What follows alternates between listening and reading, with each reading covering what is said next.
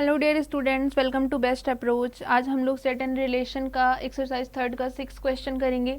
इस क्वेश्चन में क्या कह रहा है, consider the following relation r is equal to X comma Y such that x and y are real numbers and x is equal to WY for some rational number W। और दूसरा relation है s is equal to m upon n comma p upon q such that m and p and q are integers such that n q not equal to 0 and q m is equal to p n। तो ये दो relation हमें given है और हमें बताना है कि ये इक्विवेलेंस रिलेशन है कि नहीं। तो इक्विवेलेंस रिलेशन के लिए क्या होता है, इक्विवेलेंस रिलेशन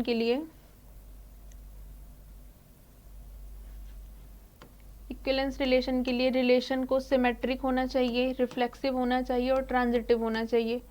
अगर ये तीनों कंडीशन को रिलेशन सेटिस्फाई करता है तो ये इक्विवेलेंस रिलेशन होगा। तो सबसे पहले हम आर का देख लेते हैं।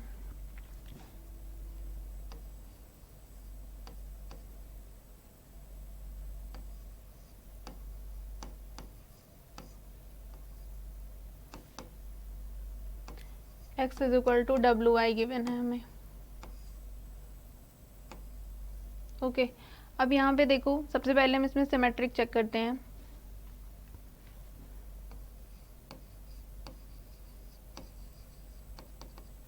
सिमेट्रिक चेक करने के लिए मैं कोई भी नंबर ले लेती हूँ, क्योंकि ये आर है, रियल नंबर्स हैं, तो मैं 1 और 0 ले लेती हूँ। x को 1 लेती हूँ, y को 0।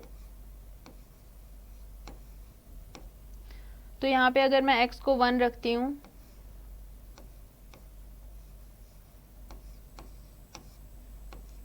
तो W क्या आ रहा है, 1/0 आ रहा है। ऐसा नहीं होना चाहिए, इसको रेशनल नंबर आना चाहिए। अगर रैशनल नंबर आता है ये, तभी ये सिमेट्रिक होगा। और अगर 0 रिलेशन 1 निकालती हूँ मैं, तो क्या होगा, 0 is equal to W into 1। तो 0 तो देखो यहाँ पे तो ये रैशनल हो जाएगा, बट यहाँ पे ये 1/0 ये तो आना नहीं चाहिए। तो ये क्या हो जाएगा, यहाँ यहीं से पता चल रहा है कि सिमेट्रिक नहीं है, ये नॉट सिमेट्रिक हो जाएगा। और नॉट सिमेट्रिक अगर हो गया तो इक्विवेलेंस भी नहीं है, देन नॉट इक्विवेलेंस रिलेशन।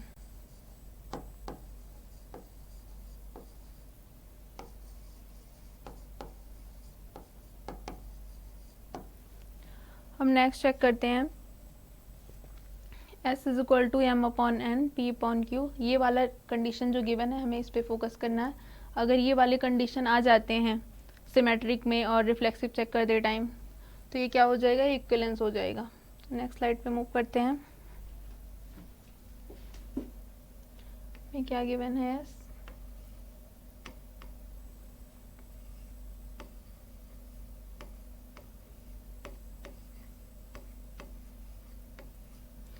तो रिफ्लेक्सिव चेक करने के लिए क्या होता है, रिफ्लेक्सिव चेक करने के लिए मैंने आपको बताया था x को y से रिप्लेस कर देते हैं। तो यहाँ पे ये तो x है और ये y है, तो इसको अगर हम इससे रिप्लेस करते हैं, m अपॉन n का रिलेशन m अपॉन n से, तो क्या आएगा, mn is equal to mn। और ये दोनों इक्वल है, यहाँ पे दिखाई दे रहा है, तो ये रिफ्लेक्सिव है, ट्रू है ये। दूसरा क्या चेक करना है हमें, सिमेट्रिक। तो सिमेट्रिक चेक करने के लिए क्या करेंगे, बस हमें इसको x कॉमा वाई पहले निकालेंगे, फिर इसको हम स्वैप कर देंगे, y कॉमा एक्स निकालेंगे। तो m upon n relation p upon q, इससे क्या आएगा, क्रॉस मल्टीप्लाई हो रहा है इसमें जो कंडीशन गिवन है उसके अकॉर्डिंग। तो ये हो रहा है m q is equal to n p. अब स्वैप करने के बाद भी यही कंडीशन आनी चाहिए, अगर ऐसा आता है तब ये सिमेट्रिक होगा। तो स्वैप करते हैं, यहाँ पे देखो p upon q relation m upon n से क्या होगा, ये p n is equal to m q. तो देखो सेम ही तो आ रहा है, कोई तो डिफरेंस नहीं है। तो अगर सेम आ रहा है तो ये क्या हो जाएगा, ये सिमेट्रिक हो जाएगा।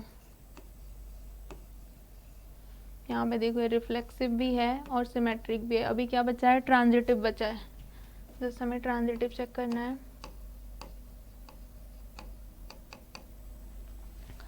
तो ट्रांजिटिव चेक करने के लिए हम 3 वेरिएबल लेते हैं। ओके, एक्स और वाई है, हम जेड भी ले लेंगे और जेड को क्या मान लेंगे, यहाँ पे एम एन पी क्यू है तो जेड को आर अपॉन एस मान लेंगे। उससे करते हैं इसको। ठीक है, एक बार मैं फिर से बता देती हूँ ट्रांजिटिव की कंडीशन क्या होती है। एक्स रिलेशन वाई अगर है and y is related to Z,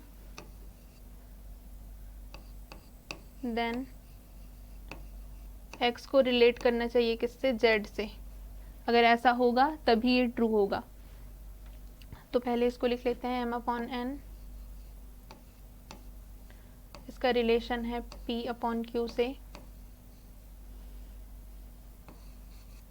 and P upon Q का रिलेशन है आर अपॉन एस से, स्मॉल का आर है ये, आर अपॉन एस से।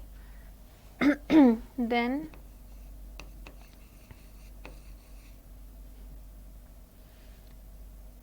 एम अपॉन एन का रिलेशन आर अपॉन एस से होना चाहिए। इन सब में सेम कंडीशन आनी चाहिए। तो देखो यहाँ पे क्या होगा, m q is equal to n p होगा और यहाँ से क्या होगा, पी एस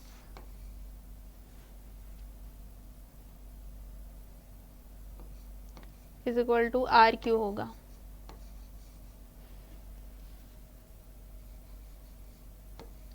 एम एस क्या होगा, आर एन होगा। अब हमें प्रूव करना है कि एम एस जो है ये आर एन के इक्वल है। अगर ऐसा है तो ये ट्रांजिटिव होगा। तो यहाँ से हम क्या करते हैं, क्या करो, पी की वैल्यू यहाँ से निकाल लो। तो पी क्या हो जाएगा, आर क्यू अपॉन एस, और यहाँ पे अगर हम पुट करेंगे तो ये एम क्यू है एन और पी की वैल्यू है आर क्यू अपॉन एस। तो देखो यहाँ से क्यू कैंसिल हो जाएगा और ये क्रॉस मल्टीप्लाई होके क्या हो जाएगा, m s is equal to n r. यही तो हमें प्रूव करना था, m s is equal to r n. तो अगर ऐसा है तो ये क्या है, ये ट्रांजिटिव है। और अगर ट्रांजिटिव है तो ये इक्विवेलेंस रिलेशन है, क्योंकि यहाँ पे तीनों रिफ्लेक्सिव भी है, सिमेट्रिक भी है, ट्रांजिटिव भी है। और अगर ऐसा है तो ये इक्विवेलेंस रिलेशन हो जाएगा।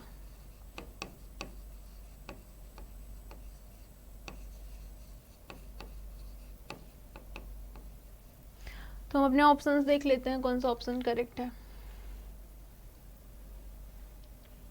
आर तो जो था वो इक्विवेलेंस नहीं था। एस इज एन इक्विवेलेंस, ये हो जाएगा equivalence relation, but r is not an equivalence relation. ये वाला ऑप्शन आपका करेक्ट हो जाएगा।